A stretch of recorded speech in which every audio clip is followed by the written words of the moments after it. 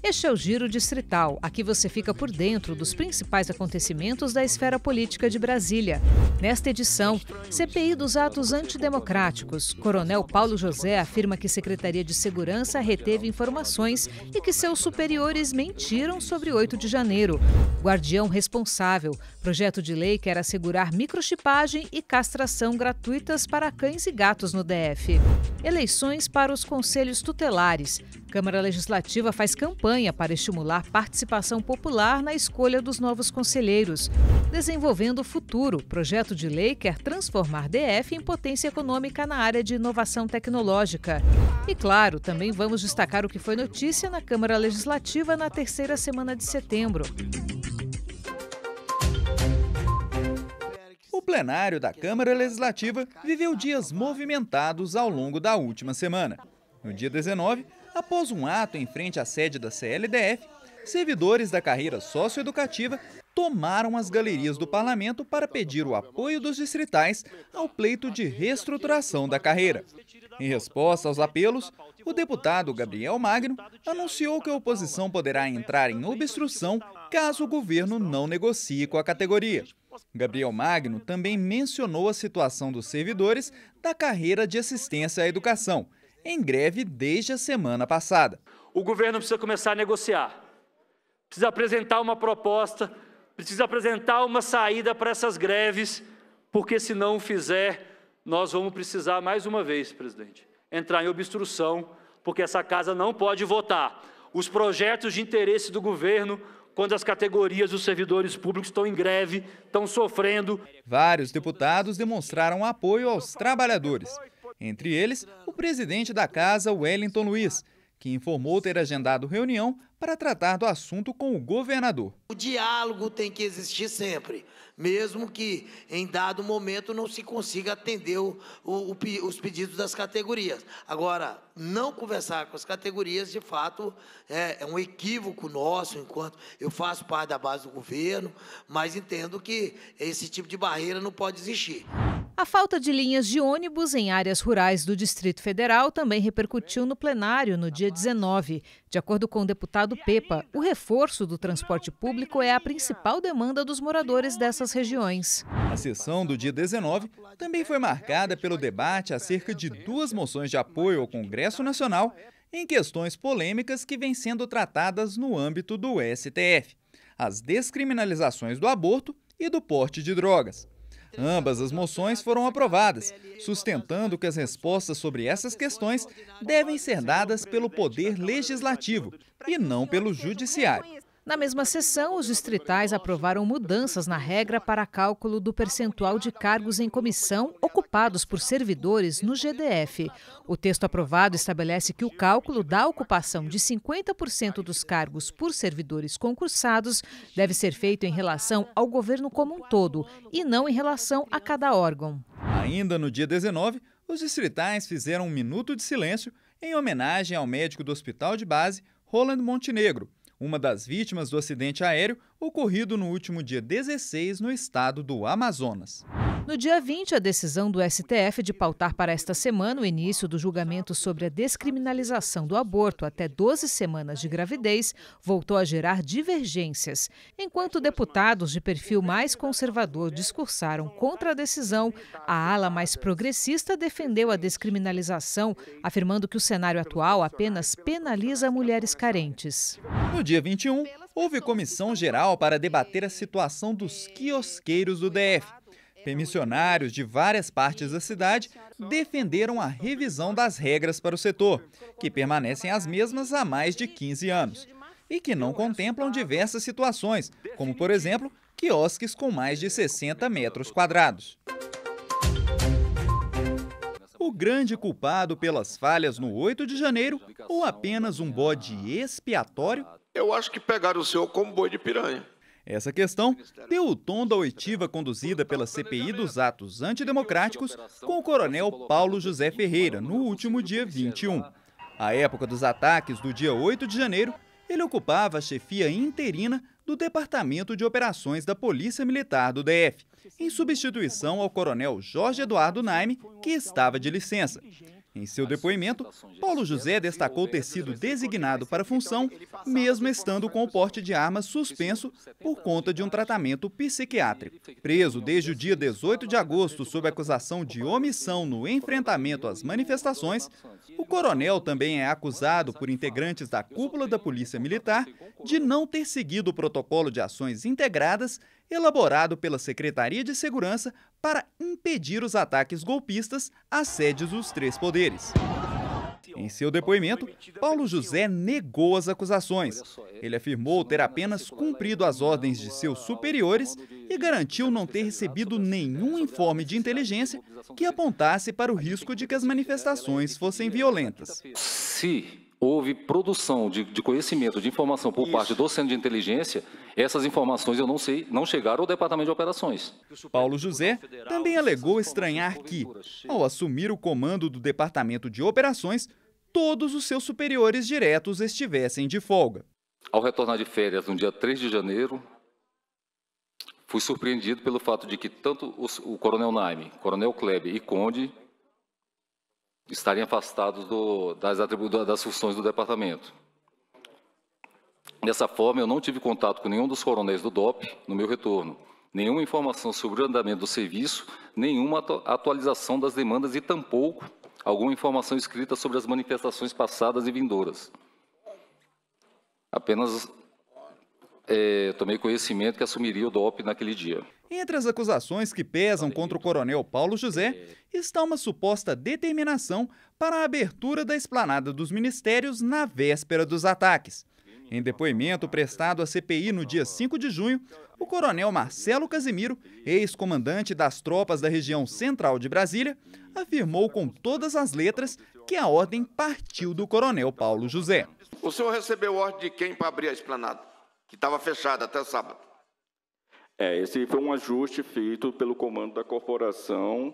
Eu recebi essa orientação via o departamento operacional. Não. Nome, coronel. Quem disse para o senhor que era para abrir a esplanada? Coronel Paulo José. Em resposta à acusação, Paulo José afirmou que o coronel Marcelo Casimiro mentiu em seu depoimento à CPI. Eu nunca dei essa ordem ao coronel Casimiro. Na verdade, só quem tem competência para determinar uma abertura ou fechamento de esplanadas dos ministérios é um decreto do presidente da República ou um decreto do governador, ou então uma GLO, que não era o caso de nenhuma dessas. E ele sabe disso, ele tem conhecimento e ele mentiu aqui nessa comissão parlamentar de inquérito. E eu me coloco aqui à disposição de vossas excelências que, se houver, se necessário for fazer uma cariação, eu vou falar na frente dele. Mas ele disse mais, ele disse que o senhor tinha mandado abrir porque o senhor tinha recebido um telefonema do governador dizendo que era para abrir. Quem dera, seria uma honra para mim mas é o que ele receber uma ligação do governador, né? Nunca recebi uma ligação do governador e nem da Secretaria de Segurança Pública. O meu Casimiro merece um troféu Pinóquio de cara de pau do ano. Paulo José também se defendeu de acusações feitas pelo ex-comandante da Polícia Militar do DF, Coronel Clepter Rosa, de que ele teria sido culpado pelo baixo efetivo verificado no dia 8 de janeiro, e também de que ele teria optado por deixar o restante da tropa de sobreaviso e não de prontidão, o que seria mais recomendável naquele cenário. Paulo José garantiu ter disponibilizado todo o efetivo que lhe foi solicitado e afirmou ter optado pelo sobreaviso em razão da falta de informações de inteligência. Ele também disse não ter sido chamado para nenhuma reunião de planejamento para a contenção das manifestações. A estranheza já vem desde o momento que eu não sou nem chamado para uma reunião que vai ter para falar sobre as manifestações. Eu não recebo documento, eu não recebo via mensagem de WhatsApp. Meu telefone está prendido. Na Polícia Federal isso pode ser checado lá. Paulo José também acusou a Secretaria de Segurança do DF de ter retido informações repassadas pela Polícia Federal em uma reunião na véspera dos ataques. O coronel afirma ter tido ciência do encontro pela imprensa, semanas após os atos de vandalismo. Na ocasião, a PF teria alertado para o risco de manifestações violentas no dia 8. Houve uma reunião com o delegado da Polícia Federal, doutor Andrei, e aí ele solicita, ele faz essa reunião com alguns representantes da Secretaria de Segurança Pública e manifesta a preocupação que ele tem em permitir que os manifestantes descessem. E aí ele fala que esses manifestantes teriam a intenção de invadir prédios públicos, teriam a intenção de praticações radicais, vandalismo, terrorismo, enfim. E aí ele manifesta essa situação para que o governo do Distrito Federal, a Secretaria de Segurança Pública, tome providências. Para o relator da CPI, se a reunião de fato aconteceu, a Secretaria de Segurança cometeu uma falha grave ao reter as informações. O comando, o alto comando, teria sim que dar o alerta geral nesse momento em que o próprio diretor da Polícia Federal mostrou a preocupação o que poderia acontecer no dia seguinte. Então, houve falha muito grave nisso aí. Diante da troca de acusações, a CPI quer agora apurar quem está de fato falando a verdade. Para o presidente da CPI, tentar atribuir toda a culpa a alguém que assumiu o comando às vésperas dos ataques e que tratava problemas psiquiátricos é algo muito conveniente. O Coronel Paulo José chegou aqui como sendo o grande responsável por tudo que tinha acontecido na esplanada naquele dia. Agora, o depoimento dele foi esclarecedor. Acho que a gente vai ter que se aprofundar ainda mais, porque agora eu chego à conclusão de que foi um negócio armado. Você joga tudo para cima do Paulo José, porque ele tem problema psiquiátrico e, por isso, não teria responsável pelo que aconteceu dia 8. 58 milhões de cachorros e 24 milhões de gatos. Essa é a população de pets estimada no país, segundo o censo divulgado em 2022 pelo Instituto Pet Brasil. Mas quantos desses animais vivem nas ruas ou em abrigos? Quantos são vacinados ou castrados? Ter essa estatística consolidada pode contribuir com a construção de uma política mais adequada de proteção aos animais. Um projeto de lei em tramitação aqui na Câmara Legislativa quer ajudar nesse debate. Trata-se do projeto que cria o programa Guardião Responsável, de autoria do deputado Ricardo Vale. O texto propõe disciplinar a guarda responsável de cães e gatos no Distrito Federal. Entre outras medidas estão a formação de um cadastro unificado dos espécimes, bem como dos tutores, que são os donos, e protetores, aqueles que acolhem os animais até que estejam aptos à adoção. A lei propõe ainda a instituição da Semana Distrital de Proteção de Cães e Gatos, bem como a possibilidade de o governo estabelecer parcerias com entidades da sociedade civil. O projeto foi discutido em uma audiência pública no plenário da Câmara Legislativa, com a participação de ativistas da causa animal, advogados e gestores públicos. Aqui no Distrito Federal, graças a Deus, tem muitas pessoas, muitas instituições sérias, mas que elas reclamam muito da falta de uma política clara, efetiva, que construa uma relação entre essas entidades da sociedade civil e o Estado. Então, a ideia desse debate aqui é discutir um pouco esse PL, que foram eles que trouxeram, e ver como é que a gente constrói um novo momento aqui nessa questão da proteção, dos cuidados dos animais, e contra a violência, que ainda é muito grande aqui no Distrito Federal. A médica veterinária Amanda Oliveira apresentou o sistema de microchipagem, que é uma das propostas apresentadas no projeto de lei. A ideia é tornar esse serviço gratuito para cães e gatos no DF. É um microcircuito do tamanho de um grãozinho de arroz. Eu tenho ele aqui, ele é bem pequenininho, que é inserido com uma agulha abaixo da pele na região da nuca do animal. Então, é uma ferramenta que a gente vai ter acesso a informações confiáveis do animal, se ele é castrado, se as vacinas estão em dias, acesso ao cadastro do responsável, então a gente consegue combater uma situação de maus tratos, uma situação de abandono. Durante a audiência, diversos participantes levantaram as demandas emergenciais quando o assunto é direito animal. Stephanie preside a ONG Resgate Noroeste, que há 3 anos atua nesta região administrativa, já tendo salvado mais de 600 animais. Ela fez questão de participar da audiência pública e trazer um alerta sobre a necessidade de controle populacional dessas espécies. No Noroeste, especificamente, existe uma invasão entre o Noroeste e a Épia, e ali dentro nós temos mais de 400 cães não domiciliados ou semi-domiciliados, que são das pessoas que moram ali na invasão, ou cães que vão se reproduzindo e por ali ficam. E isso é um problema enorme, porque se você não castra, a população hoje, que é 400, amanhã é 420, depois de amanhã 450, né, é um crescimento imenso e não controlado. Para o médico veterinário Adriano Rick, o programa de castração do GDF não consegue atender à demanda existente hoje. Hoje temos 35 regiões administrativas no Distrito Federal, onde só 5 regiões administrativas têm clínicas parceiras conveniadas. Em 2022, o GDF disponibilizou mais de 21 mil vagas para a castração gratuita de cães e gatos. A subsecretária de Proteção Animal do GDF lamentou o fato de que muitos dos tutores que conseguem a vaga não comparecem ao procedimento. Foram pelo menos 36% de faltas no ano passado. Ela ressaltou a importância da cirurgia. Além do controle de natalidade dos animais, ela também previne doenças como câncer de próstata, piometra e câncer de mama também nas cadelas. A representante do Ministério do Meio Ambiente revelou que o governo federal vai lançar um programa piloto de manejo populacional de cães e gatos já no próximo ano. Representantes do GDF também anunciaram a criação de uma unidade móvel de castração. O projeto de lei vai passar agora pela análise das comissões antes de ser votado em plenário. No domingo, dia 1º de outubro, a população vai às urnas para escolher os conselheiros tutelares do Distrito Federal. Vão ser eleitos 220 conselheiros e 440 suplentes para um mandato de 4 anos. Os conselhos tutelares têm o objetivo de garantir os direitos das crianças e dos adolescentes. Talvez seja um dos conselhos mais importantes entre todos esses que existem, né? Porque cuida da criança e do adolescente, muitas vezes em situação de abandono.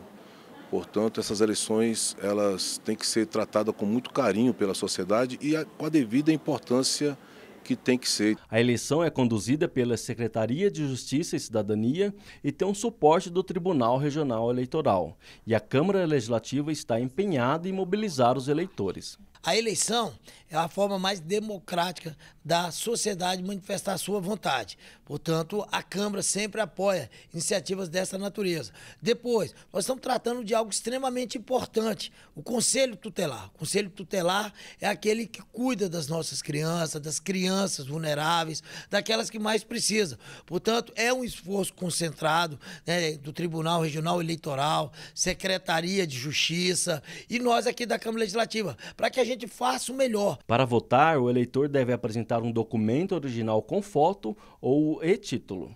Os locais de votação, além da lista com os nomes, números e a cidade de cada um dos candidatos, estão disponíveis no site do GDF. Apesar do voto não ser obrigatório, é essencial a participação dos brasilienses. Eu espero que aumente, né, a quantidade de eleitores aí no dia 1º de outubro, para a gente escolher os melhores conselheiros tutelares que vão cuidar dessas crianças vulneráveis, dessas famílias aí que muitas vezes acabam não tendo estrutura, condições de olhar as crianças e os adolescentes como deveriam olhar. A gente aproveita para convidar todos os moradores de Brasília para que participem dessas eleições. Essas eleições vão consagrar aqueles conselheiros que irão cuidar dessas crianças que tanto precisam. Então, peço a você, né, morador, que também no dia 1º de outubro seja um eleitor para o Conselho Tutelar.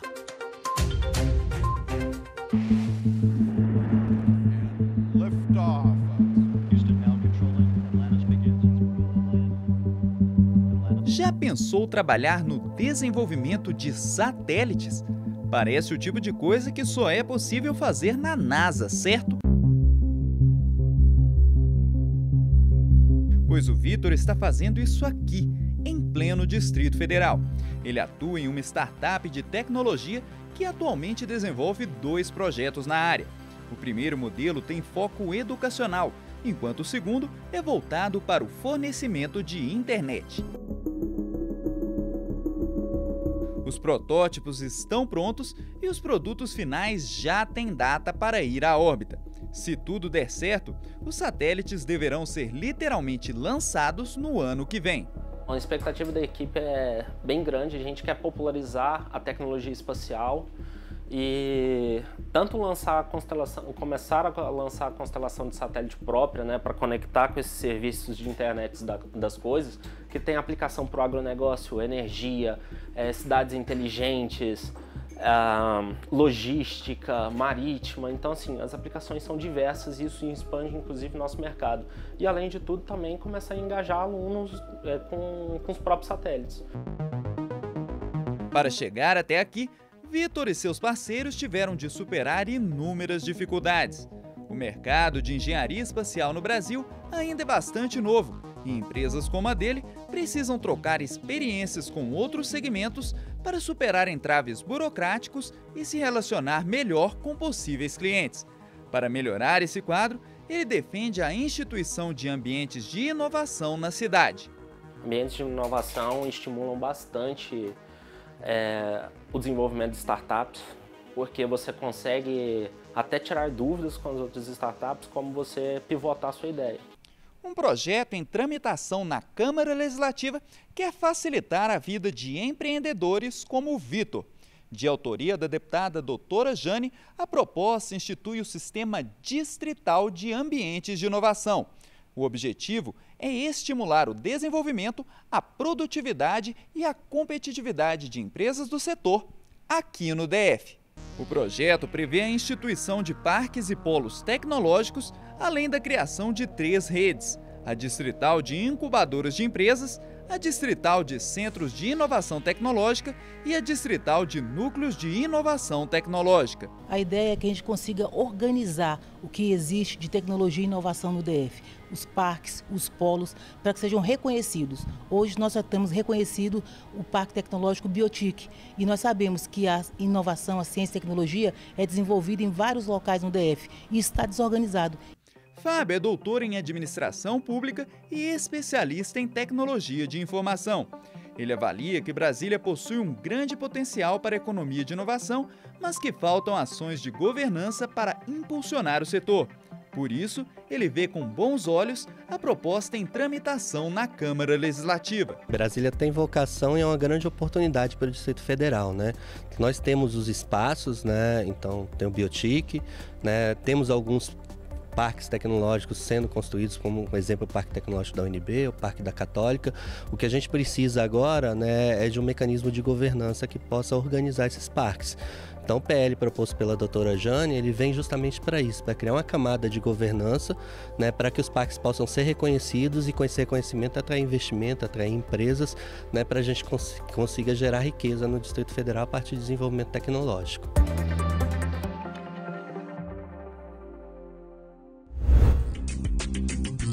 E não se esqueça, para outras informações sobre os trabalhos da Câmara Legislativa, acesse o portal de notícias da Casa.